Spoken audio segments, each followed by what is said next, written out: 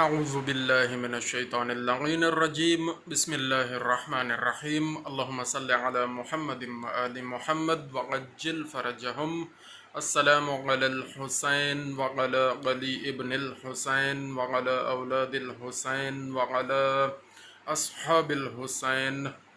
دوستو، چہلم امام حسین علیہ السلام قریب ہے، اور چہلم امام حسین علیہ السلام پر جو اجتماعات ہوتے ہیں اور جو ذکر اذکار ہوتا ہے، اس کا بنیادی مقصد یہ ہے کہ ذکر امام حسین علیہ السلام کو فروغ دیا جائے اور فکر امام حسین علیہ السلام کو بیان کیا جائے۔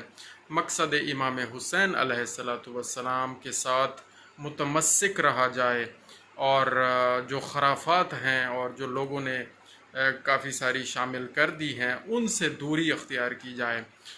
تو ذکر امام حسین علیہ السلام میں بہت زیادہ رکاوٹیں آج کل کھڑی کی جا رہی ہیں، آج کل کچھ زیادہ کھڑی کی جا رہی ہیں۔ ویسے تو شروع سے ہی یہ محنت اور کوشش لوگ کر رہے ہیں کہ خدا نخواستہ اس ذکر کو کم کر دیا جائے، ختم کر دیا جائے، لیکن یہ نور خدا ہے اور اللہ تعالیٰ کا ارادہ ہے کہ اس ذکر کو ختم نہیں کیا جا سکتا۔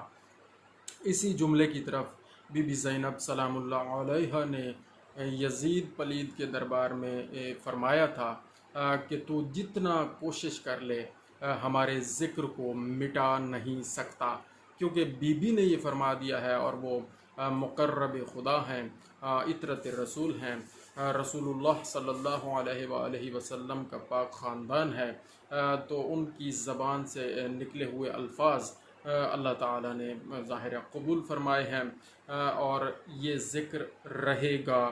یہ ذکر تھا، یہ ذکر ہے، اور یہ ذکر رہے گا، اور اس ذکر کو کوئی کم نہیں کر سکتا۔ اب ہم نے یہ دیکھنا ہے کہ اس ذکر میں ہمارا کیا رول ہے، ہماری کیا ڈیوٹی ہے، ہم اس میں کہاں تک اور کس حد تک اپنا حصہ ڈال سکتے ہیں، اور اپنا نام بھی اس فہرست میں شامل کر سکیں کہ جو فہرست ذکر امام حسین علیہ السلام کرنے والوں میں جو فہرست ذکر امام حسین علیہ السلام کرنے والوں کی ہے۔ جزاک اللہ خیرہ۔ اللہ تعالی ہمیں عمل کی توفیق عطا فرمائے۔ اللہم صلی علی محمد وآل محمد وعجل فرجہم۔